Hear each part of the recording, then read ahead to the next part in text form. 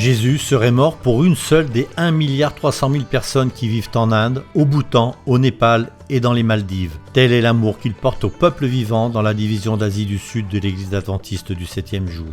L'œuvre de l'Église adventiste a commencé en Inde en 1893. 5 colporteurs, 2 en provenance d'Amérique et une famille de 3 en provenance de Nouvelle-Zélande, sont arrivés dans le but de partager la bonne nouvelle de Jésus-Christ. L'année suivante, une autre missionnaire les a rejoints du nom de Georgia Burroughs. L'Église s'était chargée de lui payer le voyage entre l'Amérique du Nord et l'Inde, mais une fois sur place, Georgia devait assurer elle-même ses dépenses ordinaires. Heureusement, Dieu est intervenu en sa faveur. Elle a épousé un ami missionnaire et tous deux ont continué à œuvrer en Inde pendant 40 ans. De ses humbles commencements, l'Église adventiste en Asie du Sud est passée au nombre actuel de 1 600 000 membres. Nous louons Dieu pour cette belle croissance, mais la majorité des habitants de cette région n'ont pas encore entendu parler de la bonne nouvelle au sujet de Jésus.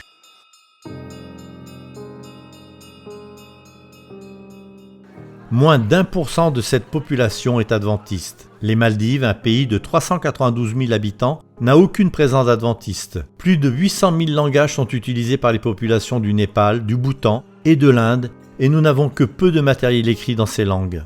Cependant, des membres d'église tels que les pionniers de la mission globale vont partager l'amour de Jésus dans les communautés de ces vastes territoires. Des centres urbains d'influence ont été établis dans certaines villes et des milliers de personnes trouvent de l'aide grâce aux écoles et aux institutions médicales adventistes.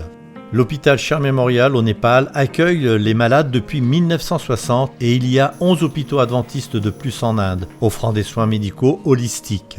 Des milliers de jeunes reçoivent une éducation qui touche l'être dans sa globalité dans les 144 écoles secondaires et les 9 institutions adventistes supérieures réparties dans toute l'Inde, y compris l'université adventiste Spicer.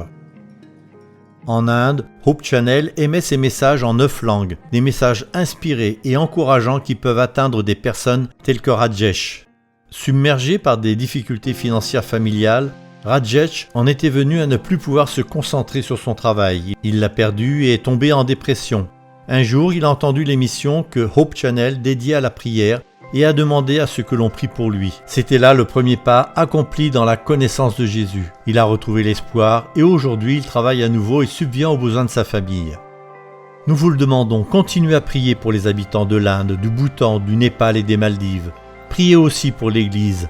Avec ses moyens limités et tout en faisant face à bien des difficultés, elle cherche à rester fidèle à l'appel de Dieu. Merci pour vos offrandes en faveur des missions, offrandes qui leur permettent d'agir dans la division d'Asie du Sud et partout dans le monde.